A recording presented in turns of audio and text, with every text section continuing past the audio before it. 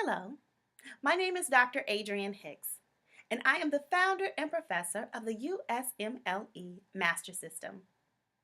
Today, I'd like to complete our video series on cardiomyopathy by discussing restrictive cardiomyopathy. Restrictive cardiomyopathy is one of three types of cardiomyopathies which affect our cardiac muscles. Remember, cardiomyopathy is a muscular disease that affects our cardiac muscles. So therefore, with restrictive cardiomyopathy, this is a type of diastolic dysfunction preventing that cardiac muscle from filling. So the underlying cause of restrictive cardiomyopathy are diseases such as hemochromatosis or sarcoidosis, which allow deposits to sit in the heart, preventing it from filling with blood. This is, again, one of two diastolic problems of the heart. The other was hypertrophic cardiomyopathy, where the cardiac muscle became thickened, which prevented it from filling with blood. Restrictive cardiomyopathy has to be treated by actually treating the underlying disease first. And therefore, if you treat the underlying problem, it will stop the cause and will allow you to treat the heart.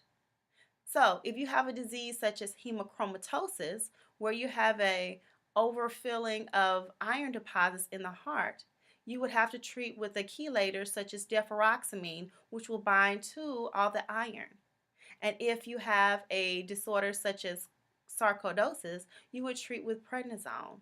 Now, again, if you treat the underlying disease, you will prevent the amount of deposits which will go into the heart, and then you would treat the heart muscle itself to allow it time to decrease contractility and fill.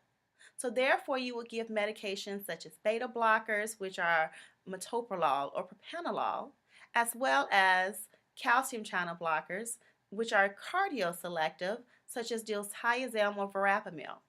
Make sure not to give the calcium channel blockers, which are for our blood vessels, such as nimodipine. So again, this concludes our video series on cardiomyopathies. Remember, we have three. We have dilated cardiomyopathy, which is a problem with contractility, so that's a systolic problem. And we have our diastolic dysfunction types of cardiomyopathy, which are our hypertrophic as well as restrictive cardiomyopathy.